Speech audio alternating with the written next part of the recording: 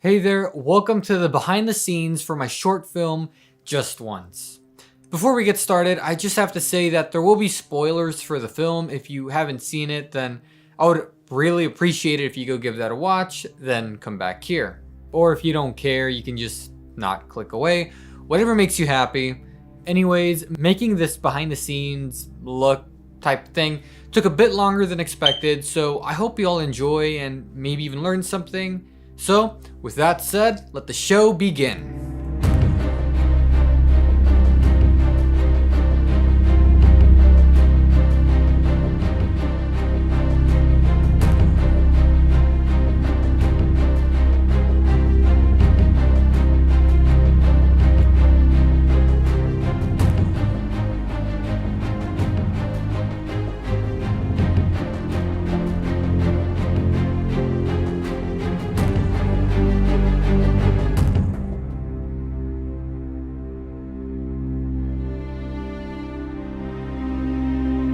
I started writing Just Once in December of 2017 after finishing my first semester of college. Before I even started writing, I knew I wanted to step out of my comfort zone in any way I could. Previously, I've technically only done short scenes rather than short films. This time, I wanted to try and tell a more complete story, something with a beginning, middle, and end. I finished the first script in February of 2018. I say finished because I honestly didn't stop rewriting the story until I finished editing the film. In case you don't know, Just Once tells a story about two brothers who rob a diner in order to get the money they need for their mom's cancer surgery. The idea came to me after my mom told me how at one point there was a cancer scare. No one knew except her and my dad because they didn't want anyone to worry. After she told me that, I kept thinking about it. What if it wasn't just a scare? What would we do if it was real, knowing how expensive treatment can be? So I put those emotions on a paper and created Arthur and Raphael, two brothers who are so desperate to keep their mom alive for as long as possible that they do the horrible act of stealing from a local business. Should have gone for a big franchise, am I right? It was very important for me that they had good intentions that result in horrible consequences. My favorite part when it came to writing was writing the dynamic between Arthur and Raphael. At first, Arthur, while hesitant, trusts that his older brother knows what he's doing. He looks up to him and wants to help in any way he can. After the robbery, Arthur starts having some serious doubts about Raphael. He doesn't want to confront him or anything, so he just kind of bottles everything in. And by the end of the film, Arthur goes all out on Raph, leaving Raph alone. In the very last scene, Raph lets his bottled emotions out, very much like how Arthur did in the scene before.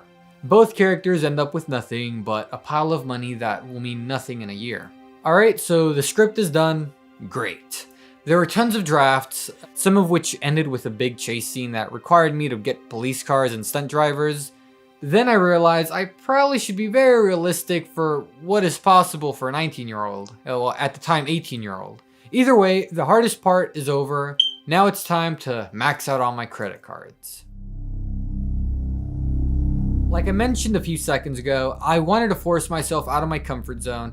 This meant getting real actors and not just friends. Complete strangers who had no idea how reliable they could be, but I'll get back to this later. We found all of our actors using a website called Breakdown Express and a local actors page I found on Facebook. So just wanted to make this little vlog type thing.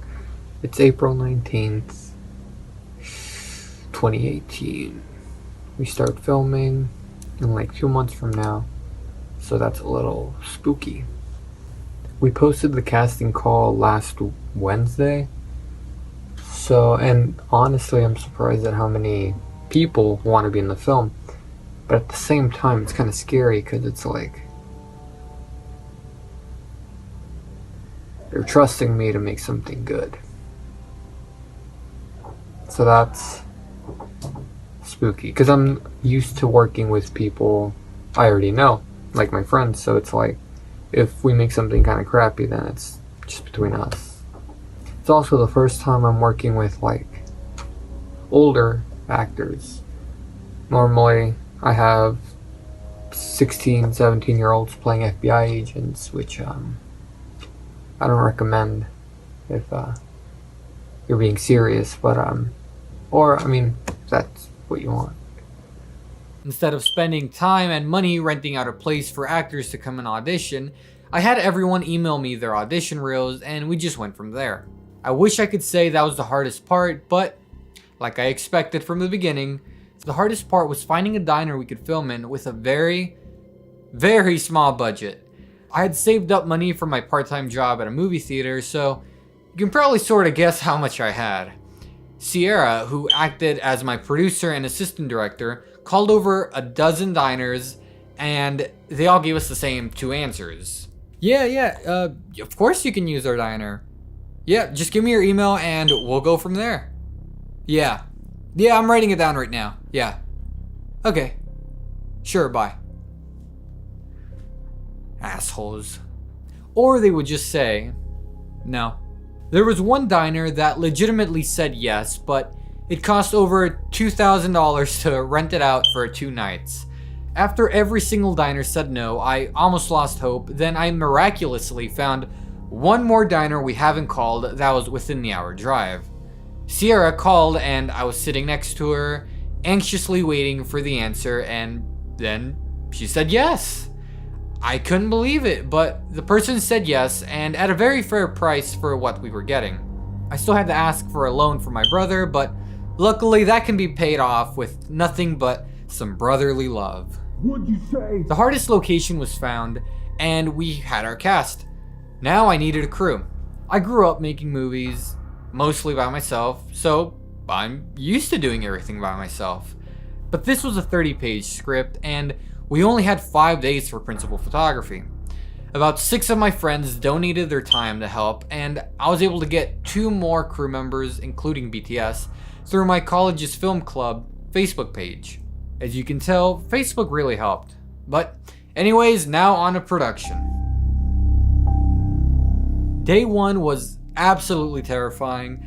Like I mentioned, I wanted to push myself out of my comfort zone. I've said that so many times already. Sorry. And one of the ways I did that was by getting actual actors.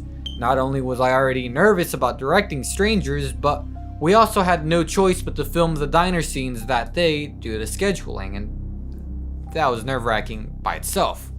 Sierra and I went there to look at the location during its business hours, but because the place was filled with customers and workers, I didn't have the chance to go through the place and figure out blocking or any of that. Many mistakes were made that day, one of them being a fill light. We used skirts to shape the light from the ceiling lights, but that gave the actors raccoon eyes, which I completely hated. Luckily, I caught this fairly early in the production and had the chance to fix it, but as you can see in the final film, there are some shots with some inconsistent lighting. We had a hard out at 1 a.m., which is when we would start filming all the scenes that happened outside the diner. We used my Aputure lights, which were essential since they were battery powered. We wrapped up at around 5 a.m. and all went home. Other than all the Pat stuff that went wrong, day 1 wasn't as bad as I expected. Are there things I wish I did differently? Yeah, of course, but you know what? I was happy I made it through the night without passing out. I started off the day feeling nervous as hell and ended up feeling fine. Everyone got along, there weren't major issues going on, so far so good. Day 2 was pretty much the same as day 1, however now we had our armed gunman, or Chandler as he's referred to in the script. This was Nolan's only day on set, so I had to make sure we got everything we needed from him. And this included the squib shot. Quick backstory, so I love practical effects.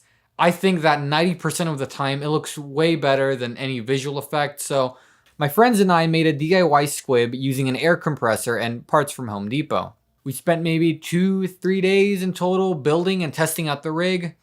We made some test videos and it seemed to work fine on our 3rd try. 1 and go!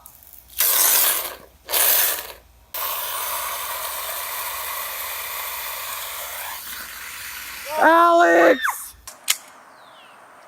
Love me, don't, bitch. Alex!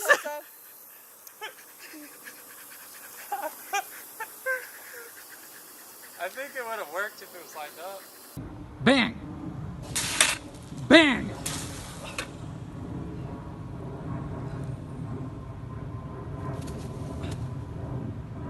We were sure we had it figured out, and then Murphy's Law decided to barge in on set and slap me across the face over and over and over.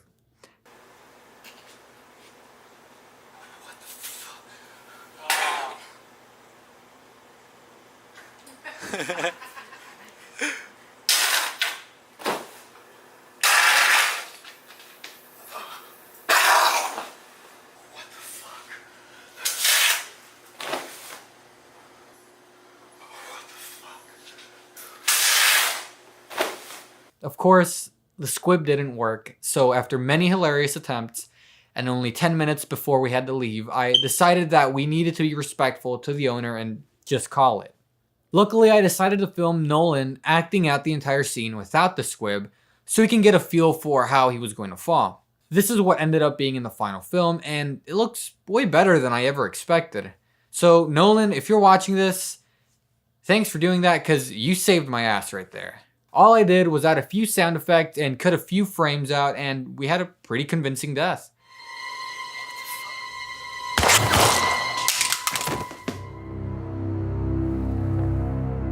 My biggest takeaway from the dreaded squib was that if you have a rig you're going to be using on set, check to make sure it works like 20 times, and when you think you've done it enough, check it another 20 times, and then prepare yourself with a plan B, because no matter how confident you are and how sure you are, it is going to fail because the universe, for some reason, does not like filmmakers.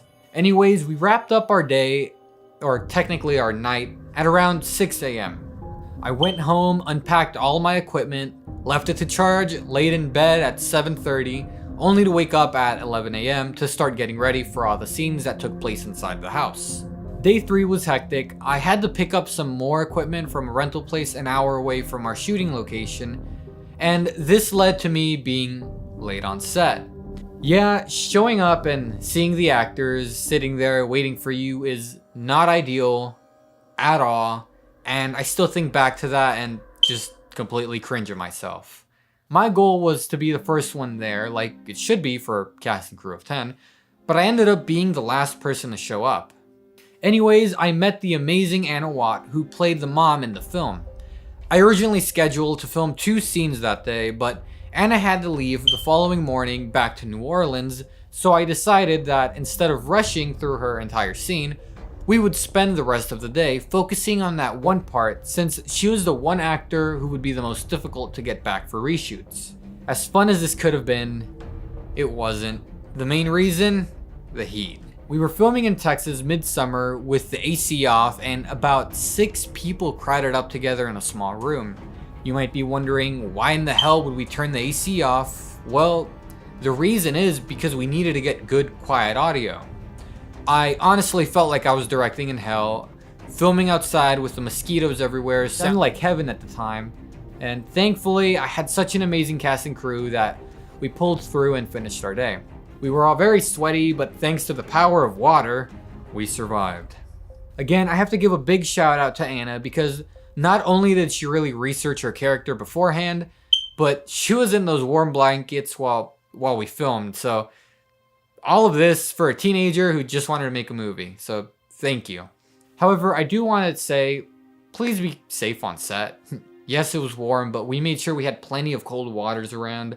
Having someone pass out or get sick will be so much worse and is not worth any film. He's like, can you go? Can you keep out of the room? Day 4 was everything else we missed inside the house, including the big confrontation scene.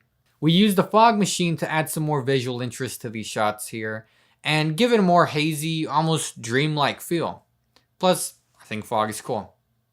Fun little fact, we didn't have a fog machine at first, so we tried using dry ice, which failed miserably. We wasted way too much time trying to get the ice to produce a nice foggy look, so we just fed it to a nearby lake the next morning. Oh! Ooh! That's cool. Anyways, the living room scenes were simple and straightforward. We didn't have any major problems here. Afterwards, we moved our equipment outside to film the climax of the film. I lit the scene with 3 softboxes and my 2 aperture lights. The goal here was to make sure the shadows weren't completely dark. I wanted to give the background a bit of depth, so adding these small accent lights made a big difference. Looking back at it, I wish I diffused the lights a lot more, and I wish I thought about adding some more color contrast. We were in a house with orange street lights, so I could have done it, but didn't think of that on the spot, which is why if you're directing and shooting your film, make sure to write down what you want before you go out to film that. Communicating with yourself is just as important as communicating with your DP, director, or any other lead. The main issue this day were the swarm of mosquitoes that ambushed my lights and the AC. We filmed at my friend's house and his parents were, obviously, very warm without the AC, so we turned it back on and had to quickly film every time the machine stopped. Unfortunately, there were times when it would start mid-take and you can hear the AC in the final film, but luckily it wasn't as bad as I thought it could be, thanks to some post-production. Next up on the schedule were the car scenes.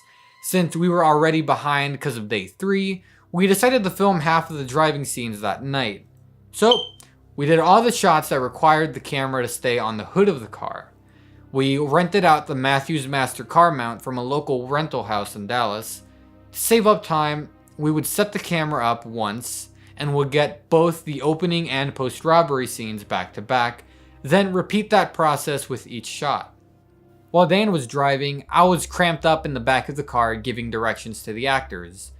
Obviously, I couldn't see their performances, so we did many takes of everything to make sure I had options during post-production. Also, if you're doing driving scenes, make sure you have a driver in front and behind the car you're filming with, because it's pretty dangerous, and don't do it if there's a lot of cars, and just be safe with that, because normally you would have whatever this is, I guess like a big trailer hauling the car along with the camera rigs, but we're poor, so we didn't do that.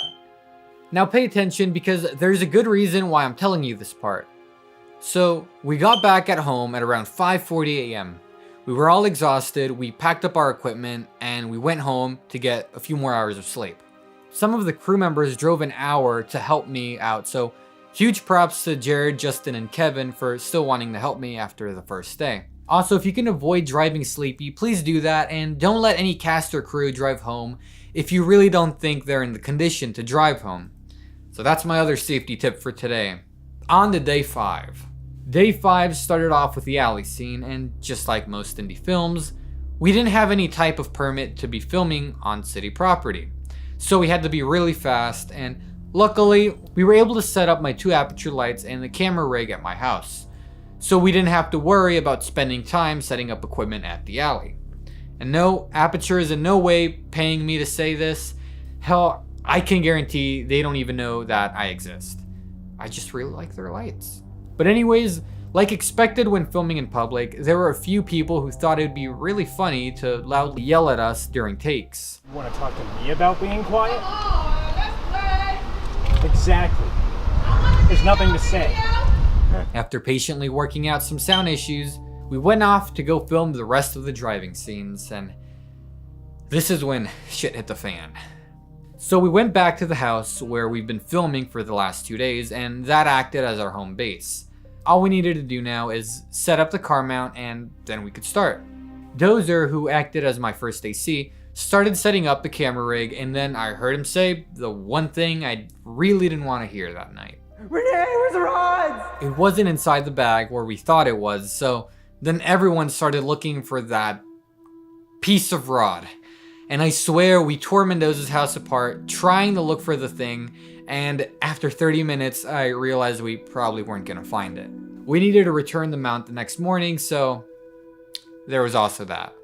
So Chandler, who did production audio, and I went back to my house to grab a DIY car mount I made for a texting and driving PSA in my sophomore year of high school. We went in my garage and guess what? It wasn't there. So plan B was scrapped. At this point, I did not know what to do, and I think that's the scariest feeling any director can feel. I didn't even think this could happen, so there was no plan B. I refused to green screen any car scenes because of PTSD I had from an earlier project. Meanwhile, everyone is back at Mendoza's house, still looking for something that probably isn't even there. It's nearly midnight, cast and crew were tired, and I definitely wasn't feeling good. I started talking with Chandler about other solutions, and then I told him something happened the night before while I was driving back home. Right as I was getting on the ramp to the freeway, I saw a black object hit my windshield. I immediately pulled over on the side of the road, thinking it was some piece of equipment someone forgot. I got out the car and just glanced at the road to see if I can see whatever it was I saw, if I even saw anything. Nothing caught my eye, so I left. I really thought I was just hallucinating from how exhausted I was. After Chandler heard the story, he told me that we should probably go back to the ramp and see if maybe the rod was the black object that hit my windshield. We had nothing to lose. In fact, this gave me a bit more time to try and figure something out. So we went back, we got off the car, we started shining our flashlights everywhere. Nothing. I was ready to leave, and then I saw it. I found the rod in near perfect condition, and I honestly couldn't believe it. I turned and I yelled at Chandler, "We got it." We were so happy and filled with so much adrenaline. I'm telling you, we were like two fifth graders who just found Playboy magazines in their school dumpster. Which did happen before, but that's another story. We drove back to Mendoza's house and told everyone the great news. Then Sierra came up to us and asked, "Where's the other one?" "There's two missing." So Chandler, Justin, our BTS, and I went back to the ramp and found the other one. This rod was way more damaged than the other one. You could tell many cars ran it over. It was still a miracle we were able to find it there, but unfortunately I had to pay $40 for repairs. So that's another $40 I had to ask for my brother. Anyways, we got both rods and finished our day at 5:40 a.m. Again. We said goodbye to our lead actor, Isaiah, then packed up all of our equipment. The car mount had to be returned by 11 a.m., so after the cast and crew left, Sierra, Chandler, Mendoza, Dan, Justin, and I went to the diner where we filmed to go celebrate. We had one more day to go. I could almost see the finish line. After breakfast, Dan and Justin went home to get some sleep, and the rest of us went to go return the rentals. We took the hour road trip to return the car mount. We were all sleep deprived, so we weren't, how should I put this? We weren't very sane. So, and here's some footage I got. Oh, hey man, it's cool game. It's nice. But it's a park. It is rainy, but we gotta go. I got it over. Please save me from Mendoza. Say you want this. Help me. Help me. I have GPS. What? We got back home at around 11 a.m. and went to sleep only to wake back up in 3 hours to film the ending. And that leads me to the final day of principal photography. Day 6 was just the ending scene. Now, obviously we couldn't film in the middle of the street, so we cheated. We filmed the scenes in the parking lot of a local playground and used my YN360 lightsaber to act as a stoplight, and that was it. Again, no huge problems other than the regular being behind schedule and noise from other civilians on the street, but we had made our film. We were done. Any filmmaker can tell you how good it feels to call it. We were still missing some pickup shots, but they weren't anything too difficult, and I could do them mostly by myself. A month after we wrapped production, we did 2 days of reshoots, one of them being back at the diner. The reason why I decided to rent out the diner for another night was because I was not happy with some of the footage from our first day of shooting. What I learned is that just because we shaped the ceiling light does not mean we didn't need any other lights, which sounds obvious, but I'm stupid, so. I mentioned this earlier, but once I added a fill light, it improved the shot way, a lot more and made it look so much better. There were also some shots of Nolan that I felt could be better from a technical standpoint. As for the second day of the reshoot, we refilmed part of the ending with Dan just because we already had the anamorphic adapter for that weekend, and I felt like the footage we got the first time could have been better, and it was. Also, we tried the squib again. It did not work. Oof. At the end of the day, this was the most stressful and fun shoot I've ever had.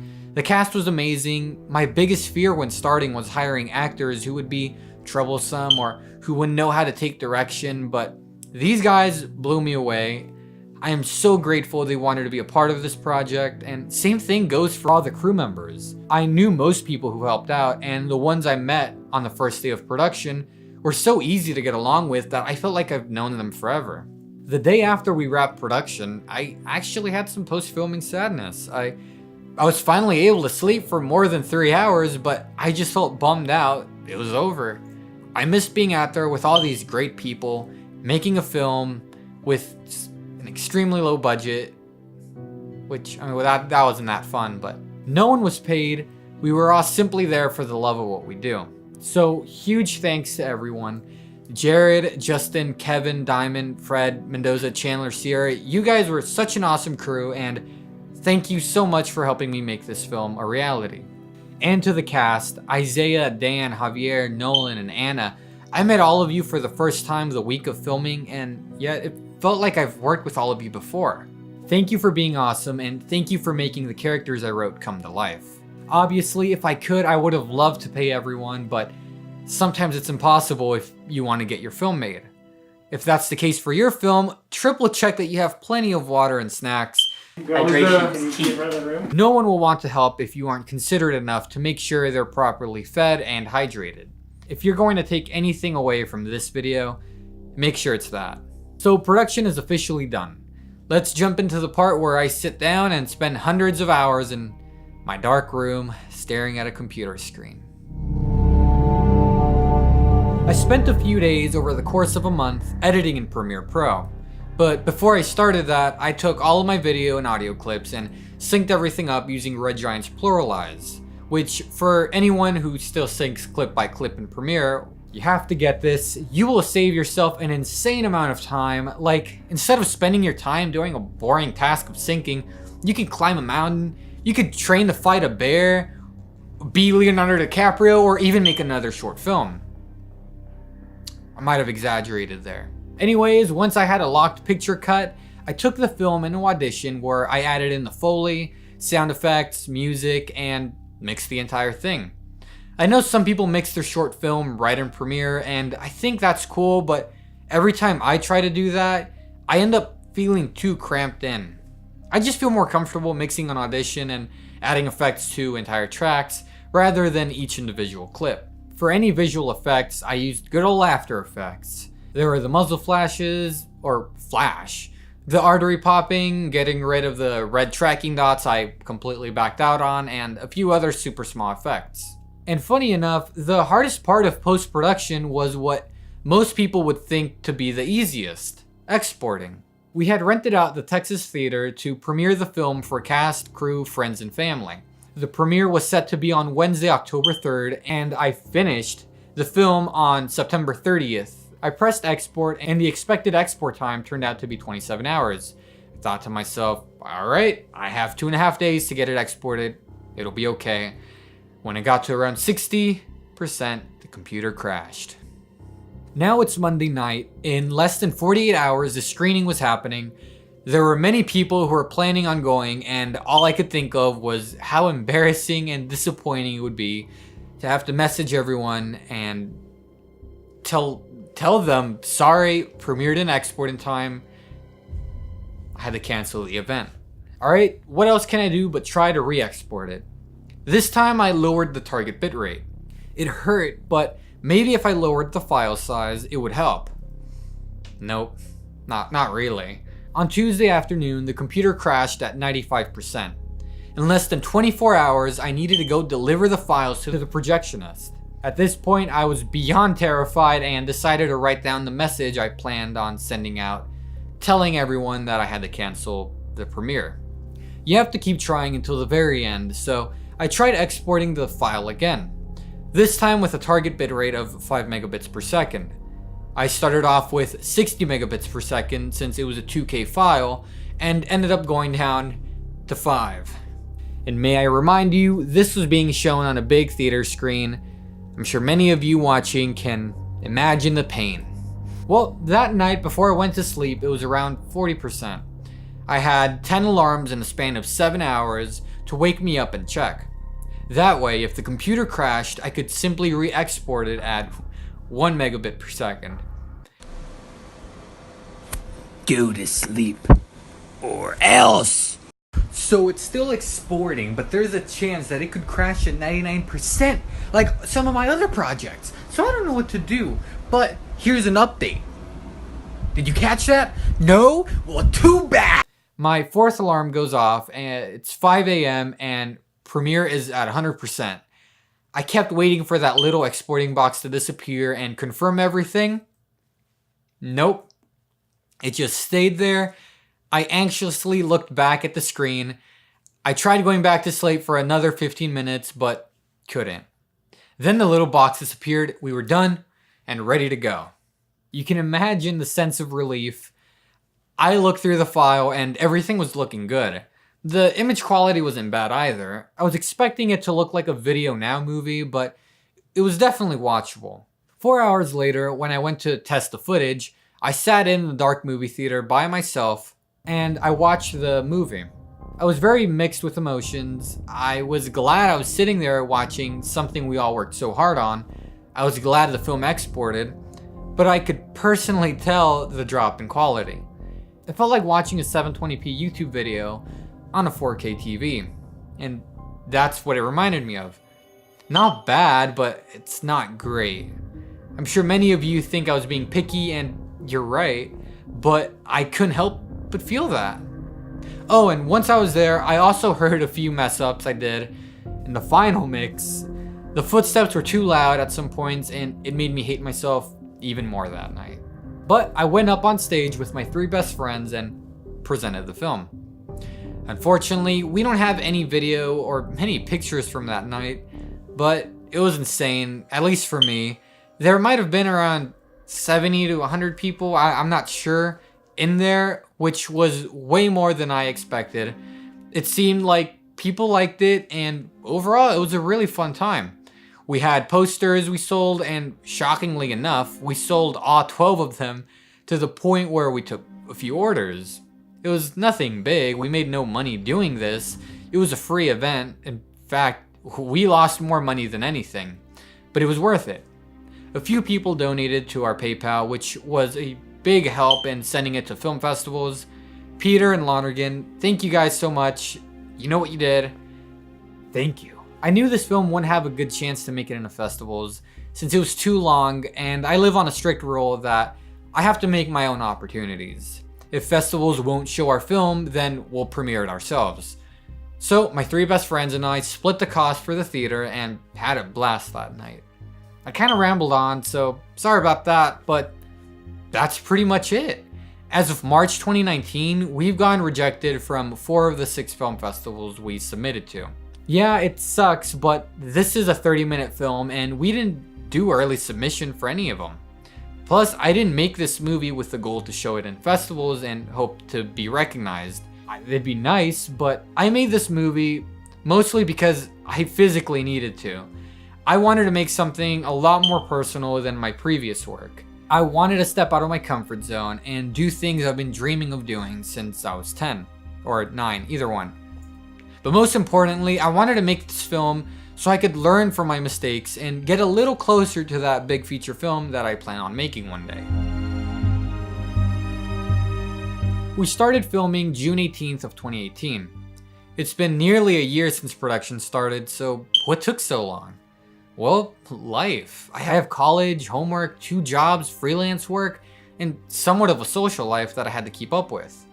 It would have been easier to hire an editor, colorist, sound designer, sound mixer, VFX artist, and all that good stuff, but that's impossible for filmmakers like myself who barely have enough money to pay for gas sometimes. Which is why I cannot recommend enough to learn a little bit of everything. If you want to make films, I feel like it's important that you learn how to shoot, how to edit, do sound work, color grade, color correct, and maybe even learn some visual effects. You will save yourself a lot of time, money, and headaches. You do not have to be a pro at everything, but the basic knowledge will get you far. I've seen people who want to be directors but don't make their first movie until they find a cinematographer, editor, colorist, VFX artist, etc. that are willing to work for free and help them out. You shouldn't depend on someone else to get your film made. Make the film yourself, even if your mom has to help out, which I've done. And with time, you will get better and better, then eventually you can let go of each job and hire someone as your budget increases with every project. With that said, I am not a pro, like, at all. I'm not even 20 years old. I'm not saying everything that comes out of my mouth is fact. I'm just giving my 2 cents and telling you the main mistakes I see in filmmakers my age or younger filmmakers or people at school. That concludes the behind the scenes for Just Once. It's been nearly a year since I started production, but it feels like it was just last week. Since then, I've rewatched the film a couple of times, pulled a George Lucas and reshot 2 aerial shots, and have acknowledged the mistakes I made in the film. When I watch it today, all I can see are the areas where I need improvement. I know exactly what I would do differently today. I'm not a film student, but making this short really was like going to my own, much cheaper film school. I hope you all liked this short, and if it wasn't your thing, then that's completely fine. I hope you at least found this BTS enjoyable, and who knows, maybe you learned a thing or two. If there are any young filmmakers watching this, I think it's important that you learn this. You will not be happy with anything you make for a while. I've been making films since I was 9 or 10, and I can't think of a project I've ever been completely proud of. Honestly, I don't even know if I ever will be completely satisfied because the imagination is limitless, but real life isn't. Being a filmmaker is emotionally draining, but if you have that idea that keeps bothering you and a vision that you keep thinking about 24/7, then go out and make that vision come true. Make that film as best as you possibly can, make as many mistakes as you can, and learn from them. You will never learn if you can't acknowledge what you did wrong. Then make your next film and repeat the same steps. Again, these are completely my opinions. Take it as advice, not fact. I just hope that this video can make it out to one person and inspire them to get up or go write or film something. Lastly, I want to thank you, the viewer, for taking the time to watch this video.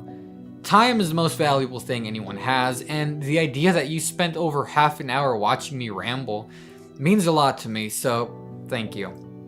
If you have any questions for me, please don't hesitate to comment below and I'll either answer them or make a follow-up Q&A. Either one. I'll end this video with a quote from one of my favorite films. It's something that doesn't just apply to filmmaking, but life in general, at least to me. Extra points if you can guess the film where it's from. The quote goes like this: "Visions are worth fighting for. Why spend your life making someone else's dreams? Thank you."